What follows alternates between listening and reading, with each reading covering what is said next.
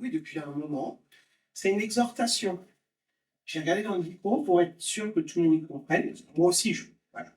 Mais pour avoir les bons mots. C'est un discours, des paroles par lesquelles on encourage quelqu'un à faire quelque chose. Donc, c'est un encouragement. C'est, j'ai envie de dire, vous donner l'envie de faire ça. C'est pas l'obligation, évidemment, c'est vraiment un conseil parce que je trouve que c'est super important. Et ce que je vais parler, c'est sur l'hospitalité. Voilà. L'hospitalité, c'est accueillir les gens dans sa maison, mais c'est aussi accueillir les gens dans son cœur. Il y a plein de... Alors, j'ai pris des notes, mais je ne vais pas forcément tout lire. Je vais essayer de faire au plus clair. Si ça ne va pas, vous me dites. Pour moi, l'hospitalité, c'est accueillir les gens chez soi, même si la maison est arrangée, la pelouse elle n'est pas tendue, il y a un peu de travaux, on s'en fiche. L'hospitalité, c'est vraiment accueillir quelqu'un avec le sourire. On est heureux de se voir. Et ça peut même être quelqu'un qui vient par hasard. On a eu ça il y a quelques temps. Un petit jeune qui venait pour vendre des panneaux photovoltaïques. J'ai trouvé super sympa. On a bien discuté. Bah, viens, rentre, on va boire un café. Et en fait, il est reparti chez nous, il est super content. Il nous a rappelé entre deux. On va voir s'il vient à une réunion. On l'a invité. En parlant de panneaux photovoltaïques, je vous l'ai présenté avant, la fameuse, et on a pu parler du Seigneur. Pour le fait que l'hospitalité, c'est super important. C'est pas juste boire un café, on peut parler de tout et de rien, apprendre à se connaître, mais des fois, on peut avoir un petit truc, un petit mot qui va simplement même faire du bien. Même si, comme on disait, c'était toi ou Anne, je sais plus qui disait, non, c'était toi Anne ce matin. Sourire. Un sourire, voilà. Oui. Bonjour, un sourire, un bon accueil. Ça va faire tilt aux gens. Et moi, je m'en sers aussi dans mon travail. Alors, j'ai envie de dire, j'ai peut-être une facilité pour ça. Je pense que c'est quelque chose que le Seigneur m'a donné. Mais j'essaye de le travailler parce que je veux lui faire honneur. Et dans mon travail, je m'en sers. Et il y a des gens qui me disent, même si on ne fait pas affaire, qui ne me laissent pas leur enfant, à la fin, j'ai eu plusieurs fois ça, parce que j'ai reçu plusieurs parents là, ces derniers temps, et j'ai eu des merci pour votre accueil chaleureux. Bon, là, pour le coup, j'ai rien fait de particulier. Bon, c'est que ça devient naturel. C'est ça, c'est qu'en fait, peut-être qu'au début, il y a des gens qui vont se forcer, mais à force, ça devient naturel. Et en fait, c'est ça qui va attirer les gens. C'est ça qui en trouve une petite porte vers le Seigneur, vers les cieux, quoi, en fait. C'est les gens qui disent, ah, c'est pas trop mal. Et il faut qu'ils se disent la même chose dans l'église. Alors, on commence par chez nous d'abord, au cœur, parce qu'à force de parler avec les gens, on souffre. Et puis après, peut-être que les gens vont venir à l'église. Lola nous a vu vivre, je te prends d'exemple. Et elle est là ce soir. On a bien vendu la Vendée quand même. On a bien vendu les assurés. Alors, tu vois la Vendée venir. Mais après, elle fait ce qu'elle veut. Là, le petit jeune, s'il ne sert bien jamais, c'est pas grave. Mais il a vu un petit bout de. Je pense qu'à travers nous, il voit Jésus et il y en a qui verront jamais autrement. C'est ce qu'on dit, c'est que des fois, la Bible, ils l'ouvriront jamais. C'est nous qui pouvons donner une parole. Et simplement un sourire, ça peut aussi être un sourire, un mot gentil. Il y a des gens, même des gens qui n'ont pas de famille, il y a des gens qui sont tout seuls. Et ça, il n'y a pas de rang social dans l'hospitalité. Il n'y a pas de... Moi, j'étais là, moi, je suis trop vieux. Moi, je suis trop jeune. Le gamin, on s'en fiche. Non, il est important. Pas de question d'argent, pas de question de vêtements. On est tous égaux. Et parce que l'hospitalité, du coup, pour moi, c'est l'amour. C'est honorer les gens. C'est leur faire comprendre qu'ils sont importants. Même si simplement, ce petit jeune, il est venu boire un café à la maison, il a vu que c'est pas parce que c'est un commercial, là, on t'a pas dit non, c'est bon, vas-y, lâche-nous. On l'a accueilli. Voilà. Moi, je trouve ça important. En plus, il débutait, ça faisait qu'un mois qu'il avait commencé le boulot, il avait 18 ans. Ça lui a donné une valeur. En plus, on lui a dit, franchement, nous, ton travail, quand tu nous as expliqué tout ça, on a posé des questions, tu as su répondre. Il y a peut-être des choses à améliorer, mais on l'a encouragé. Et on n'aurait pas pu faire ça si on n'avait pas invité à boire un café. C'est tout bête, hein, mais Ça peut être partager un repas aussi avec quelqu'un, en 2-3 heures, un repas. Même si on ne parle pas forcément du Seigneur, faire un... Céline, je dis pas kaki, là ça va pas rappeler pour toi, mais faire un gâteau. Faire un gâteau et l'offrir. Bah, on est pareil, hein. Après, il y en a d'autres aussi qui sont bien, il n'y a pas qu'on veut, mais je sais que tu es comme moi, c'est pour ça que je dis ça. Moi, mon plaisir, c'est aussi de faire des bonnes choses à manger. Bon, des fois, ça rate, hein. Mais d'essayer de faire des bonnes choses à manger, de faire plaisir aux gens. Et c'est une façon de les honorer, de les aimer. Et moi, à travers ça, moi, j'exprime mon amour pour les gens. Même quand vous venez le dimanche à la maison, quand on fait tous les 15 jours à la maison, c'est mon plaisir. Des fois, le coup de balai n'est pas fini de passer, ou voilà, mais c'est pas grave, la maison, mais voilà, c'est vraiment, ça me fait plaisir, vous êtes là. Parce que quand il y a l'hospitalité comme ça, on donne aux gens, mais on reçoit aussi. C'est pas clair? Oui, c'est vraiment ça. On reçoit aussi, et honnêtement, la bénédiction, elle est des deux côtés. Je te l'ai dit, quand vous êtes venu en Vendée avec Eric, à la maison avec Eric, tu faisais la vaisselle. Je t'ai dit, oh, j'ai l'impression d'être en Vendée. Et en parlant de ça, la Vendée, on a tous payé notre part, donc c'est tous nos maisons pendant une semaine. Et une semaine, finit pas. On saura. On est resté. Mais ce que je veux dire, c'est qu'on prend tous soin les uns des autres. On a tous une petite attention. Tiens, tu veux un café? Tiens, voilà. Tous un petit truc. Tu as eu assez? Est-ce que t'en veux? Eh bien, il faut qu'on continue ça chez nous, dans nos maisons. Moi, je trouve ça super important. Quand Jésus a envoyé ses disciples répandre sa parole, il leur a dit de rien emmener, d'aller dans les maisons, n'importe lesquelles, au hasard, en espérant qu'ils soient bien reçus. Et je me dis, si j'étais à l'époque, j'aurais ouvert ma porte ou pas à un inconnu qui se promène sans rien dans les poches. Je ne peux pas dire oui, je ne sais pas, je ne suis pas dans le contexte.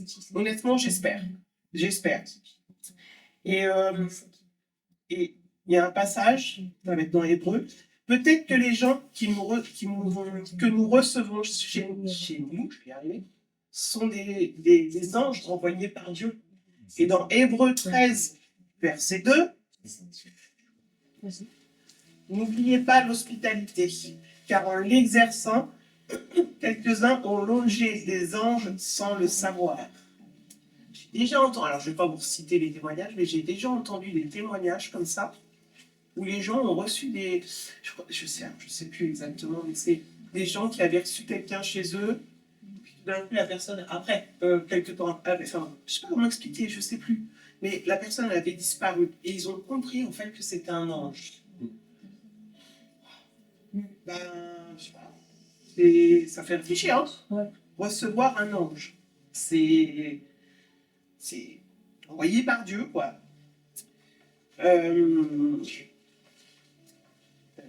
C'est ça. Les gens se rappelleront de ton accueil et auront envie de revenir. C'est comme une porte grande ouverte sur le royaume de Dieu. Donc, être quelqu'un qui ouvre sa porte, c'est aussi ouvrir son cœur, montrer son amour aux autres, ce qui va les attirer. On va pouvoir parler du Seigneur, parce que quand on parle du Seigneur, ça ne nous enlève rien, ça nous rajoute des choses. On bénit les autres parce qu'on a... J'ai tellement envie que tout le monde soit là-haut, quoi. Et qu'on loue tous le Seigneur, mais ensemble. Moi, juste à toi, je crois. J'aime bien, c'est quand on chante comme ça, fermer les yeux et écouter. Enfin, chanter, mais écouter en même temps, tous ceux qui chantent en même temps. Parce que je me dis, là-haut, ça va être ça, quoi. Ça va être... C'est juste génial, quoi, de tous louer, d'avoir tous envie de louer Dieu comme ça. Waouh, ça va être puissant. Déjà, il y a un petit bout sur terre, mais là-haut, ça va être puissance 1000, quoi. Ça va être l'explosion. Oui, j'ai mis les parents d'Andrea, par exemple, le papa, la petite que je garde, le papa, il ne voulait pas de nounou. Pas de nounou, la crèche, bof, mais pas de nounou, c'était non.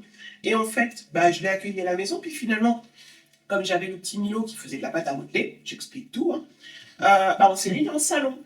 Mais c'est pas parce que du coup, j'allais pas l'asseoir à la table, et puis Milo qui fait de la pâte à modeler, voilà. C'est pour être tranquille aussi, mais du coup, on était bien installés. Puis on n'a pas voté.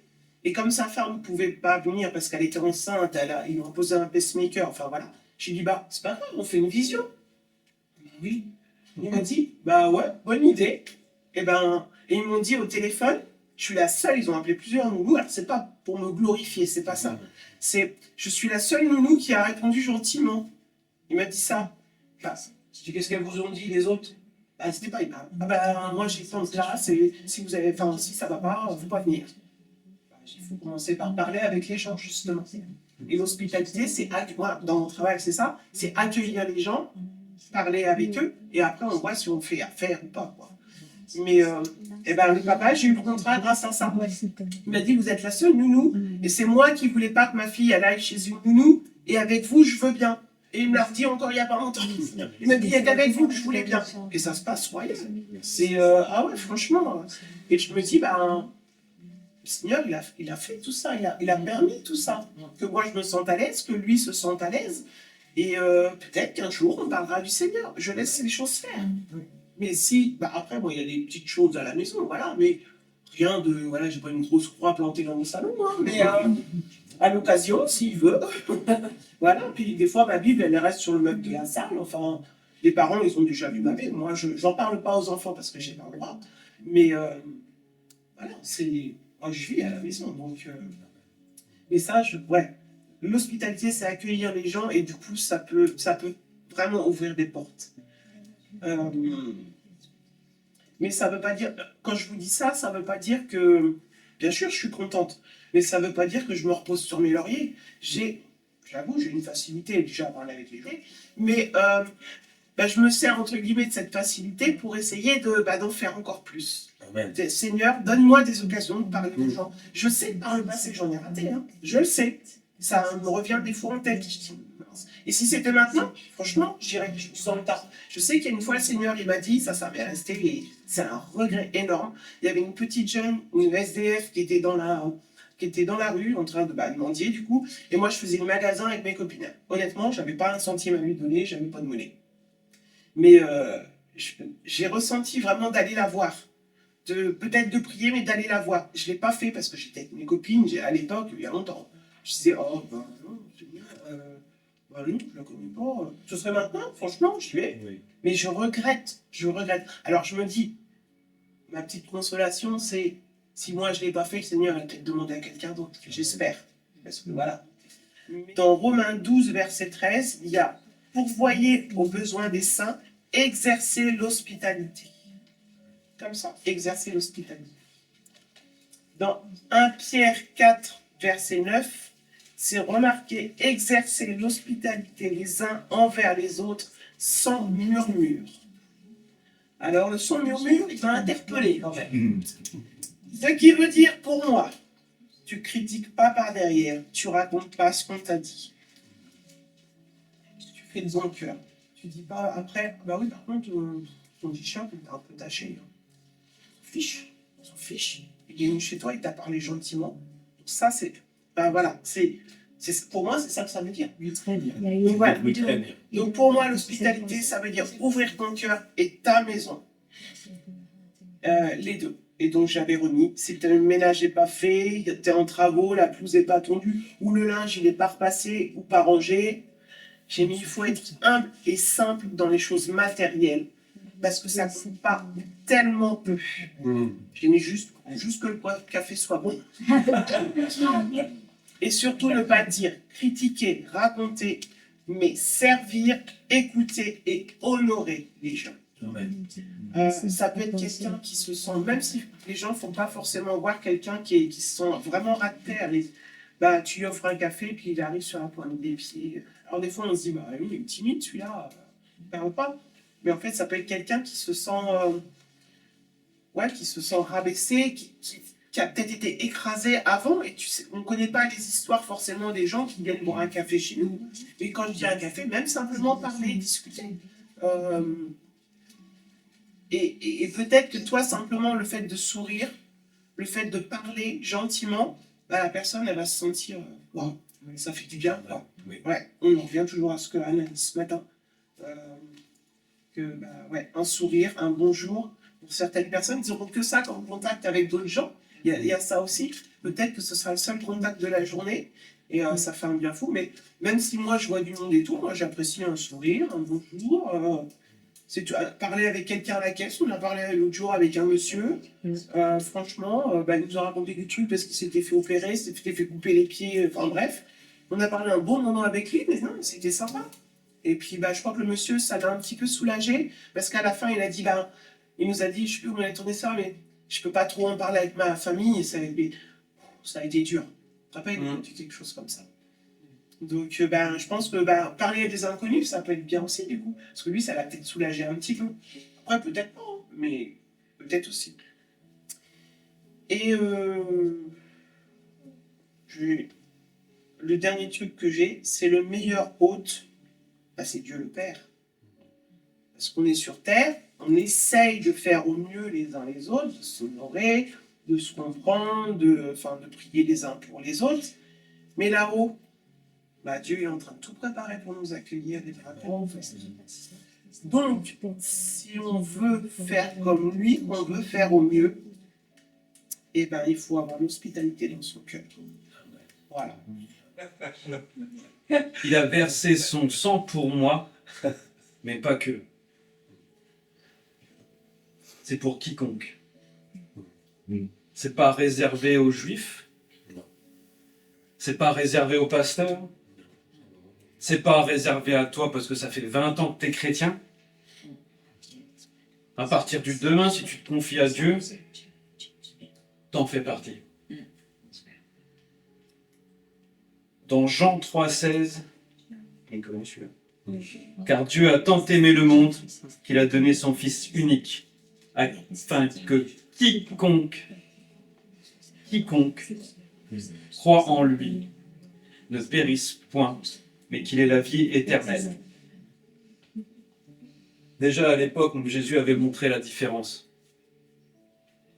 À l'époque de Jésus, les Samaritains et les Juifs ne s'appréciaient pas du tout. Mais alors, du tout. Et c'est marrant parce que la première évangéliste, c'est une Samaritaine. Déjà, il défiait ce que les autres pensaient. Le bien pensé, les choses que tout le monde mettait dans une boîte comme acquises. Lui, Jésus, on ne pouvait pas le mettre dans une boîte. Et on ne peut toujours pas le mettre dans une boîte. Vous imaginez qu'il va faire ça de telle manière ou de telle manière que telles choses vont se dérouler, et vous plantez. Vous vous plantez. Jésus a un plan pour chacun de nous, mais ce n'est pas celui des hommes. Du tout. Vous plantez complètement si vous pensez que ça va se marcher comme ça. Alors ce serait trop bien. Tout se cale comme ça, comme ça, comme ça. Allez, c'est bon, je vais y arriver. Le jour où tu dois faire ça, ou que ça ne se passe pas du tout comme ça, comment je vais faire? Elle commence par dire à Jésus, viens, je te laisse faire, tu te débrouilles. Parce que moi je sais pas. Moi je sais pas du tout. Et c'est marrant parce que dans ce qu'a dit Lydie, dans le fait d'être dans ce monde, mais pas de ce monde, j'ai noté la même chose. Parce que la première Bible que certains verront, c'est nous. Il n'y a pas longtemps, vous avez pensé au déménagement? Il y a 3 semaines. 3 semaines. Un jour, 3 semaines. Oui. Il y a 3 semaines, on est allé aider Eric et Kaki à déménager. Il y avait des beaux meubles, hein, d'ailleurs.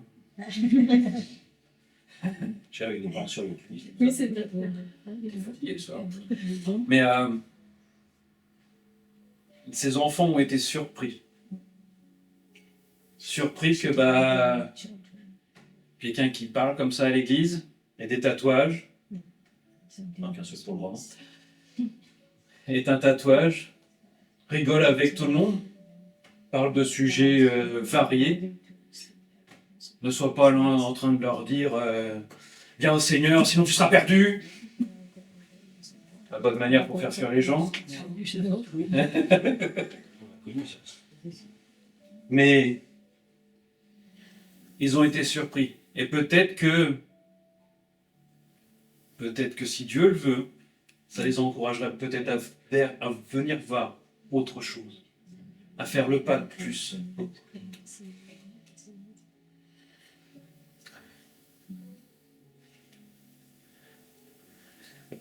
Mon verset, pendant longtemps favori, c'était Matthieu 11, 28. C'est toujours un que j'aime beaucoup. Venez à moi, vous tous qui êtes fatigués et chargés, et je vous donnerai du repos. Pendant trop longtemps, je me suis arrêté à celui-là. Mais le problème, c'est que j'ai déchargé mon fardeau, mais il y a du vide. Et le vide appelle à être rempli. Mais rempli de quoi? Comme je disais, dans ce monde, si tu laisses du vide, c'est pas forcément les bonnes choses qui vont le remplir, ce vide.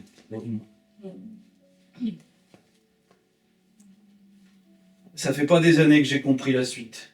Pour combler ce vide, verset 29, prenez mon joug sur vous et recevez mes instructions, car je suis doux et humble de cœur, et vous trouverez du repos pour vos âmes, car mon joug est doux et mon fardeau léger. Tu as remplacé ce que tu as vidé par le fardeau de Dieu, qui est léger. Il n'y a plus de place pour tout ce qui est pourri dans ce monde. Si tu te charges de son fardeau. Le fardeau, on a tous l'image de quelque chose qui est lourd, compliqué à porter. Lui, il dit que c'est léger.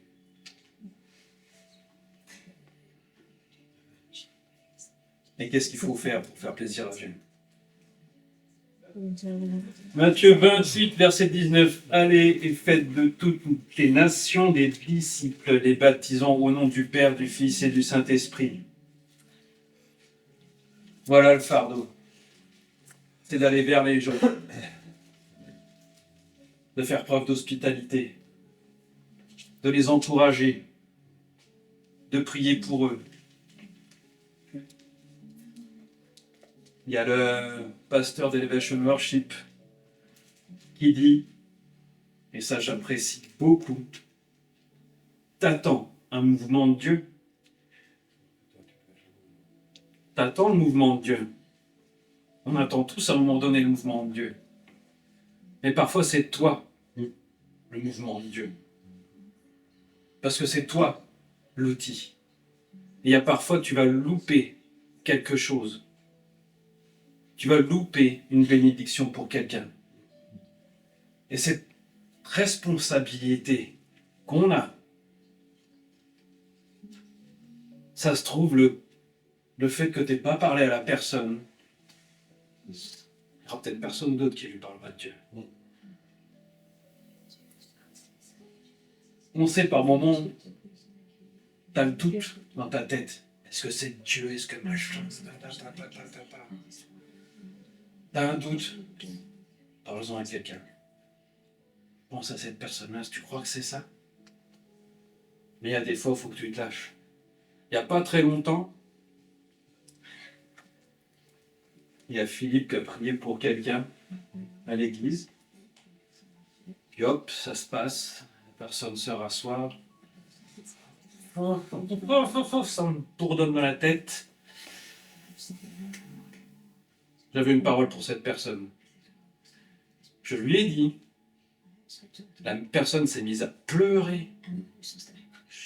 Oh, bon bah visiblement je me suis pas planté, c'était bien Dieu. Et un peu plus tard, avec Lydie, elle a parlé, et Céline aussi, et elle a dit bah c'est un combat que j'avais avec Dieu, que j'attendais une réponse. Et c'est exactement les mots qu'il fallait que j'entende. Alors que moi j'hésitais à le dire. T'attends un mouvement de Dieu. T'attends que les choses changent. C'est ta responsabilité. C'est pas la mienne, c'est pas celle de Philippe, c'est pas celle d'Éric. Il y a des moments, c'est la tienne, c'est la tienne, Marjolaine. Parce qu'il n'a pas demandé qu'à une seule personne, Jésus. C'est quiconque. Tout le monde. Tout le monde. Tout le monde. Personne n'est exclu de la famille de Dieu. Personne. Même celui que tu vas croiser au bord de la rue, ton voisin, tu peux pas. C'est compliqué. Même, quand bien même, lui aussi, il a le droit d'être sauvé. Lui aussi, il est connu par le Christ. Lui aussi, Dieu connaît chacun de ses cheveux.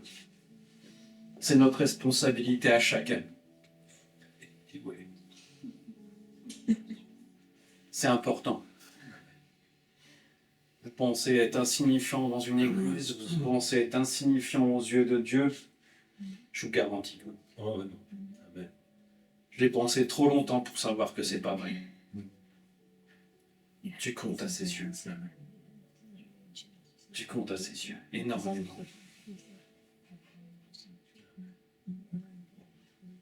Vraiment, j'ai fini.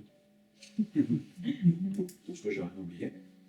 Merci. Ça partit un peu en oui, bien concentré. Mais non. Hop là. Profitez de cette semaine. On est tous d'horizons différents, de nations différentes, mais on a le même cœur, mais on a tous le même sang qui coule dans nos veines. Celui du roi des rois, celui du sauveur des sauveurs. Amen. Amen.